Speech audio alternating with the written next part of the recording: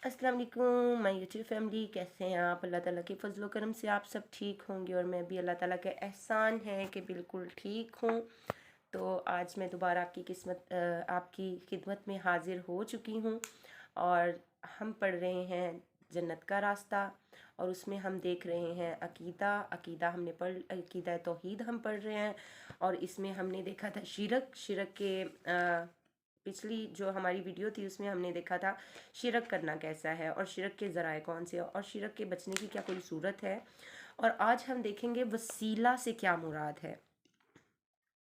तो वसीला वसीला जो है, हम शुरू करते हैं अल्लाह ताला के नाम के साथ। आज हम वसीला देखेंगे और देखते हैं कि इससे क्या मुराद है। तो अल्लाह ताला के नाम के साथ शुरू करते हैं। आउज़ुबिल्लाहि मिनश्शैतानिर्रजीम, बिस्मिल्लाहिर्रहमानिर्रहीम। रब्बिश्रह ली सदरी व यस्सिर ली अमरी वहलुल उक़दतम मिन लिसानी यफ़क़हू क़ौली। Rabbi ज़िदनी इल्मा, rabbi ज़िदनी इल्मा, rabbi ज़िदनी इल्मा। तो वसीला से क्या मुराद है? वसीला अरबी ज़ुबान का लफ्ज़ है। इससे मुराद ऐसा अमल है जिसके ज़रिए रग़बत के साथ किसी का कुर्ब हासिल किया जाए।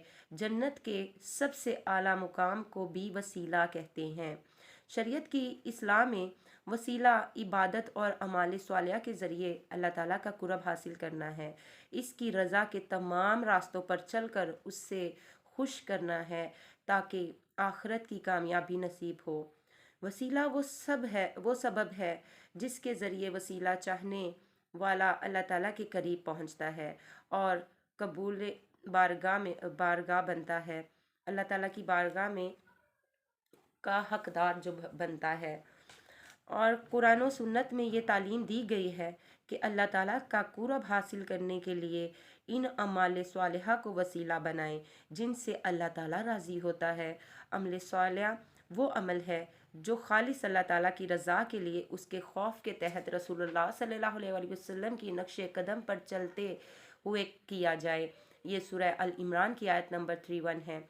और शरई वसीला वो है जिसका अल्लाह ताला ने अपनी किताब में हुक्म दिया है और जिसकी नबी सल्लल्लाहु अलैहि वसल्लम ने वजाहत फरमा दी कि इन अमाल को अपना कर अल्लाह ताला का तकर्रुब हासिल करें। ममनू वसीला जो है वो ये है कि ऐसे अमाल वसीला समझकर इख्तियार किए जाएं जो अल्लाह ताला की किताब और रसूलुल्लाह सल्लल्लाहु अलैहि वसल्लम की सुन्नत और इसकी रूह के ख़िलाफ़ हों, बल्कि शरीयत में इनकी हैसियत हराम या मकरूह की हो। दुनियावी वसीले ज़राए की हैसियत रखते हैं, जैसे कि मसलन रिज़्क हासिल करने के लिए इंसान जो है तजारत करता है, मुलाजमत करता है या उजरत वगैरह, और ये सब जायज़ ज़राए हैं। लेकिन रिज़्क के हसूल के लिए सूद, चोरी, ज़ख़ीरा अंदोज़ी, ख़यानत को ज़रिया बनाया जाए तो ये हराम है। इसीलिए सेहत के हसूल के लिए इसी तरह सेहत के हसूल के लिए हलाल दवाइयों से इलाज करवाना जायज़ है, लेकिन हराम, जहरीली और नापाक दवाइयों से इलाज करवाना भी हराम है। और सेहत ना मिलने पर किसी दरगाह पर हाज़री देना, कब्रों वाले को पुकारना, फरियादें करना, ये शिरक अकबर है। ये शिरक की बहुत बड़ी वो जो है मुकाम है, ये शिरक है कि हम कब्रों वालों को पुकारते हैं। हम ठीक नहीं हो रहे तो फ़ौरन जो है बाबों के पास चले जाते हैं। देखें, सेहत और ज़िंदगी और मौत रब के हाथ में है और हमें फिर रब पर ही एतमाद करना चाहिए। और दूसरा ये कि निकाह करने के लिए पैगाम देना जायज़ है, लेकिन रिश्ता मंजूर ना होने की सूरत में, जैसे किसी जादूगर के पास जाकर ऐसी तदबीर करना कि लड़की खुद इसकी मोहब्बत में गिरफ्तार हो जाए, और ये शरीयत की नज़र में हराम है। ये नहीं करना चाहिए। रिश्ता भेजना आपका हक बनता है, आप भेजें रिश्ता, लेकिन अगर आगे से इनकार हो जाए तो फिर दूसरे हथकंडे जो है वो यूज़ नहीं करें। और जैसे कि किसी का माल चोरी हो जाए और चोर ना मिले तो किसी आलम के पास या जिन के ज़रिए आलम के पास जाकर जिन के ज़रिए चोर का पता लगाना शरन हराम है। इसलिए कि कोई गैब का इल्म नहीं जानता है, किसी के पास गैब का इल्म नहीं है। और मशरू वसीले कौन से हैं? अब हम ये देखते हैं। खालिस ईमान का वसीला, خالص اللہ تعالیٰ کے لیے، خالص ایمان کا وسیلہ۔ خالص ایمان سب سے بڑا نیک عمل اور عظیم ترین وسیلہ ہے، اسی لیے اسی کے ذریعے آخرت کی نجات ممکن ہے۔ یہ سورہ العمران میں رب العزت خود فرما رہے ہیں، آیت نمبر 193۔ اور نماز کا وسیلہ، نماز اللہ تعالیٰ کے نزدیک افضل ترین عمل ہے۔ صحابہ اکرام رضی اللہ تعالیٰ عنہ نے نبی صلی اللہ علیہ وسلم سے پوچھا، اللہ تعالیٰ کو سب سے زیادہ کون سا عمل محبوب ہے؟ تو آپ صلی اللہ علیہ وسلم نے فرمایا، وقت پر نماز پڑھنا۔ یہ مسلم میں 252 میں ہے۔ اور روزے کا وسیلہ، روزہ اعلیٰ درجے کی عبادت اور بہترین وسیلہ ہے۔ ابو امامہ رضی اللہ تعالیٰ عنہ رسول اللہ صلی اللہ علیہ وسلم کے پاس آئے اور کہا، اے اللہ کے رسول صلی اللہ علیہ وسلم، کوئی ایسا کام بتائیے کہ میں جنت میں داخل ہو جاؤں۔ آپ صلی اللہ علیہ وسلم نے فرمایا، تم روزے رکھا کرو، اس لیے کہ اس جیسی کوئی اور عبادت نہیں۔ اور پھر آگے آ جاتا ہے چوتھا وسیلہ، حج کا۔ حج کا وسیلہ، حج اعلیٰ درجے کی عبادت اور بہترین وسیلہ ہے، یہ بخاری میں 1773 میں ہے۔ اور عمرے کا وسیلہ، عمرہ جو ہے انفرادی عبادت ہے جس کا ثواب بہت ہے، دعا کی قبولیت اور اللہ تعالیٰ کی قرب حاصل کرنے کے لیے بہترین ہے، یہ ذریعہ بہترین ہے، اور یہ بخاری میں 1773 میں ہے۔ صدقے کا وسیلہ، چھٹا صدقے کا وسیلہ، اللہ تعالیٰ کی رضا کے لیے خوش دلی کے ساتھ پاکیزہ مال اور اس کی راہ میں خرچ کرنا بہترین اور عمدہ وسیلہ ہے، بخاری میں 6023۔ اور مال صرف اللہ تعالیٰ کی رضا کے لیے خرچ کریں، صرف اللہ تعالیٰ کی رضا کے لیے، دکھاوے کے لیے ہمیں مال خرچ نہیں کرنا ہے۔ جہاں آگے آ جاتا ہے 7، جہاد کا وسیلہ، اللہ تعالیٰ کی راہ میں جہاد کرنا افضل وسیلہ ہے، اس کے ذریعے اللہ تعالیٰ کے ہاں اعلیٰ مقام حاصل ہوتا ہے، یہ بخاری میں 2790 میں ہے۔ اور پھر 8واں پوائنٹ جو اس کا ہے، استغفار کا وسیلہ، انسان سب غلطیاں اور گناہ، انسان جو ہے نا غلطیوں کا پتلا ہے، انسان سے غلطیاں جو ہوتی ہیں نا وہ سرزد ہوتی ہیں، گناہ سرزد ہو جاتے ہیں، توبہ اور استغفار سے بڑے بڑے گناہ بھی معاف ہو جاتے ہیں، اس لیے گناہوں سے حفاظت کے لیے یہ وسیلہ اختیار کرنا چاہیے، اور بہت بہت ضروری ہے ہمارے لیے کہ ہم اللہ تعالیٰ سے استغفار کرتے رہیں، یہ سورہ العمران کی آیت نمبر 135 میں ہے۔ اور آگے آ جاتا ہے 9، دعا کا وسیلہ، دعا تو مومن کا ہتھیار ہے، دعاؤں سے تقدیریں بدل جاتی ہیں۔ اور دعا کا وسیلہ، اللہ تعالیٰ سے دعا مانگنا عبادت ہے، سچے دل سے دعا مانگی جائے تو ضرور قبول ہوتی ہے، مشکلات اور پریشانیوں میں دعا سے بہتر کوئی اور وسیلہ نہیں ہے، یہ سورہ غافر 60 اور سورہ بقرہ میں 186 اور ترمذی میں 3524 میں ہے۔ اور ایک اور وسیلہ، رسول اللہ صلی اللہ علیہ وسلم پر درود بھیجنے کا وسیلہ، درود کا وسیلہ، رسول اللہ صلی اللہ علیہ وسلم پر درود بھیجنا دعا کی قبولیت کے لیے وسیلہ ہے، دعا مانگنے سے پہلے بھی اور بعد میں بھی، اس سے اللہ جو ہے رسول اللہ صلی اللہ علیہ وسلم پر آپ درود بھیجا کریں، اس سے اللہ تعالیٰ کا قرب نصیب ہوتا ہے، یہ احمد میں 24434 میں ہے اور ترمذی میں 2457 میں ہے۔ اور قرآن مجید کا وسیلہ، سب سے افضل کتاب جو کہ سب بیماریوں کا حل ہے، سب بیماریوں کا حل ہے، سب مشکلوں کا حل ہے، ہر چیز کا حل قرآن پاک میں ہے۔ قرآن مجید کا وسیلہ، قرآن مجید کی تلاوت اعلیٰ ترین وسیلہ ہے، اس کے وسیلے سے جو دعا کی جاتی ہے قبول ہوتی ہے، اس کے پڑھنے اور پڑھانے والے کی مجلسوں کو اللہ تعالیٰ کے فرشتے گھیر لیتے ہیں۔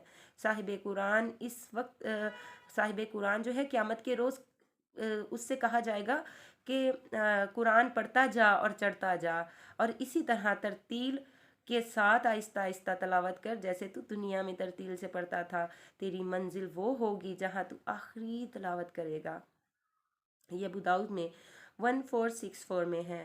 اسماء حسنہ کا وسیلہ، اللہ تعالیٰ کے ناموں کا وسیلہ، اللہ تعالیٰ کے نام کی حمد و ثنا کر کے آپ اللہ تعالیٰ سے دعائیں کریں، آپ کی دعائیں ساری قبول ہوگی انشاءاللہ۔ الحمدللہ ہمارے پاس ایسا دین ہے کہ ہم مایوسی کی طرف جا ہی نہیں سکتے ہیں، اسماء حسنہ کا وسیلہ، اعلیٰ اور مقبول ترین وسیلہ اسماء حسنہ کا وسیلہ ہے۔ اللہ تعالیٰ کی حمد و ثنا کر کے اس کی بزرگی والے اسماء و صفات کو پیش کیا جائے، پھر دعا کی جائے تاکہ ذکر اور تسبیح وسیلہ بن جائے اور دعا قبول ہو۔ یہ سورہ الاعراف میں 180 میں ہے۔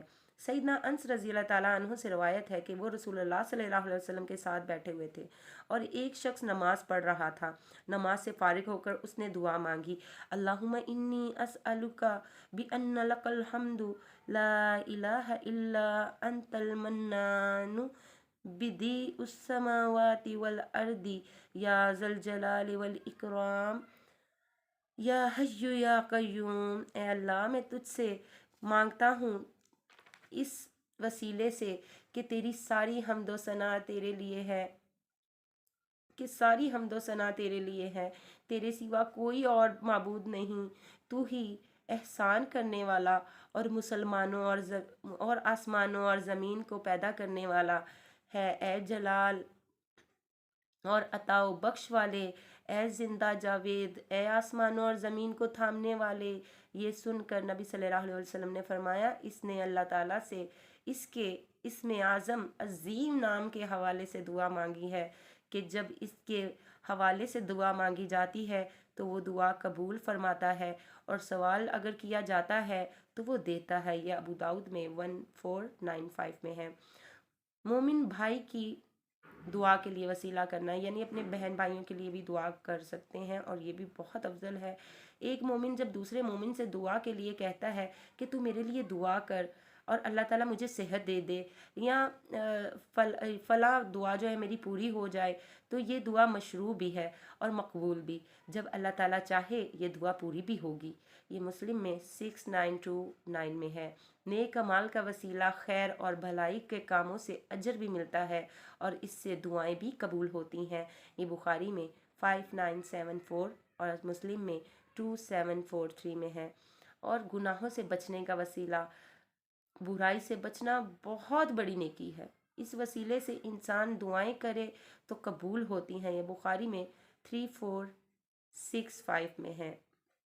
تو الحمدللہ آج ہم نے وسیلے میں جو ہے وسیلہ سے کیا مراد ہے یہ دیکھا ہے، اور مشروع وسیلے کون سے ہیں، اور کون سے وسیلے جو ہیں ہمیں کرنے چاہیے اور کون سے نہیں کرنے چاہیے۔ تو الحمدللہ اللہ تعالیٰ نے ہمیں توفیق دی ہے اور ہم نے یہ دیکھا ہے، اور دنیاوی وسیلے ذرائع کے لیے جو حیثیت رکھتے ہیں ہم نے وہ بھی دیکھا ہے۔ تو الحمدللہ آج ہم نے وسیلے کے بارے میں پڑھا ہے، اور کل ہم دیکھیں گے کہ حرام وسیلے کون سے ہوتے ہیں اور کرامت کیا ہے، اور یہ ہم جو ہے انشاءاللہ کل دیکھیں گے۔ ولی کسے کہتے ہیں، حرام وسیلے کون سے ہوتے ہیں، اور کرامت کیا ہے، اور جو ہے علم نجوم کے بارے میں اسلام کے کیا موقف ہیں، اور جادو کے بارے میں اسلام کا کیا موقف ہے۔ سوری، یہ پیج آگے چلا گیا، نہیں، انشاءاللہ ان کے بارے میں ہم جو ہے کل جو ہے تفصیل سے بات کریں گے۔ آج کے لیے اتنا ہی، اپنی دعاؤں میں یاد رکھیے گا، اور اگر مجھ سے پڑھنے میں کوئی غلطی ہو گئی ہو، میں کوشش تو یہی ہوتی ہے کہ میں حوالے جو ہیں آپ کو ساتھ ساتھ بتا دوں، اگر حوالہ نہیں بتایا جائے تو بہت سے مسائل پیدا ہو جاتے ہیں۔ تو جیسا کہ اہل علم بھی ہیں، وہ تو ان کو تو معلوم پڑ ہی گیا ہوگا کہ الحمدللہ میں پاس سے کچھ نہیں بتاتی ہوں، جو قرآن اور حدیث میں ہوتا ہے میں وہی بتاتی ہوں، اور میں خود اسٹوڈنٹ ہوں، اور ابھی میری بھی اسٹڈی جاری ہے، اور اگر مجھ سے کوئی غلطی ہو جایا کرے تو آپ درگزر کر دیا کریں، اور اللہ تعالیٰ بھی ہماری غلطیوں کو، گستاخیوں کو معاف فرمائے اور اپنی دعاؤں میں یاد رکھے گا۔ اسی کے ساتھ اللہ حافظ۔ جن لوگوں نے میرے چینل کو سبسکرائب نہیں کیا وہ کائنڈلی سبسکرائب کر لیں، اور تاکہ مجھے ہمت ملے کہ میں آپ لوگوں کے ساتھ جو ہے یہ چیزیں شیئر کرتی رہوں۔ تو اسی کے ساتھ اللہ حافظ۔